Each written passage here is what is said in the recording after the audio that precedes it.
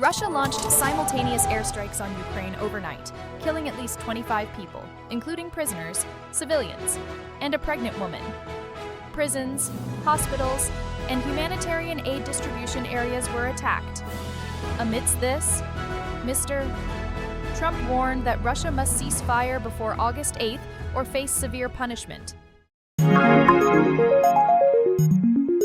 According to local authorities, a series of overnight and early morning airstrikes carried out by Russia caused severe casualties at multiple locations in Ukraine, with at least 25 people killed. Targets included a detention center and a hospital. Among the airstrikes, the deadliest incident occurred at the Belenka prison in Zaporizhia province, southern Ukraine, where 16 inmates were killed and more than 50 others were injured.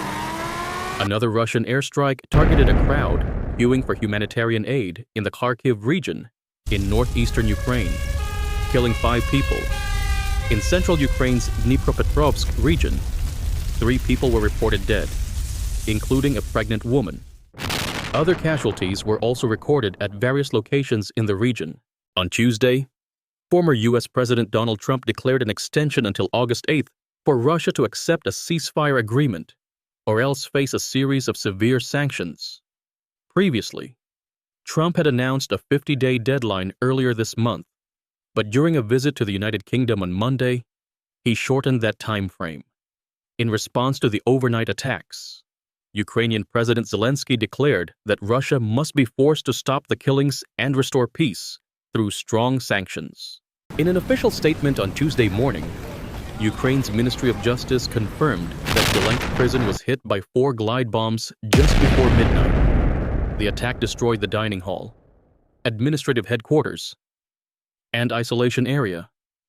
Initial reports indicated that more than 50 people were injured, 44 of whom were taken to medical facilities for treatment. Previously, the ministry had reported 17 inmate deaths, but later revised the death toll.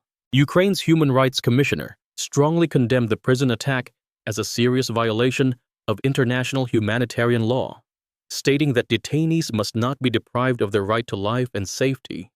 Since Russia launched its full-scale invasion of Ukraine in 2022, the Zaporizhia region, considered a frontline zone, has frequently been subjected to Russian shelling and airstrikes. It is also one of 4 southeastern Ukrainian regions that Moscow unilaterally declared annexed since 2022. Although in reality, Russia does not control any of those areas. Local authorities in Kharkiv reported that in another missile strike on Tuesday morning, 5 civilians were killed in the village of Novoplatonivka. According to Petro Tokar, the regional police chief, residents had gathered near a village store to wait for humanitarian aid when they were struck by a Russian missile. Later, Ukrainian authorities released a series of images showing numerous bodies lying around the heavily damaged store area. A hospital in the city of Kamyansk, in the Dnipropetrovsk region of Tubatu, was also hit by a Russian missile, resulting in 3 fatalities.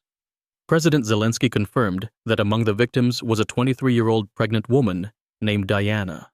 Zelensky accused Moscow of taking the lives of innocent Ukrainian civilians, even though a ceasefire could have already been implemented long ago. In early July, Trump had issued a 50-day deadline for the Kremlin to reach a ceasefire agreement with Kyiv. If not complied with, Moscow would face harsh economic sanctions. However, this warning did not deter Russia's military offensives. The latest wave of attacks coincided with Russia's announcement that its military was advancing deeper into Ukrainian territory. Over the weekend, the Russian government claimed to have seized control of the village of Malivka after previously capturing another village in the Dnipropetrovsk province. However, Ukraine denied these claims. Meanwhile, on Russian territory, officials reported that Ukraine had carried out an overnight drone attack on the southern Rostov region. 1 man was killed in his car in the town of Salsk, and a freight train was set on fire.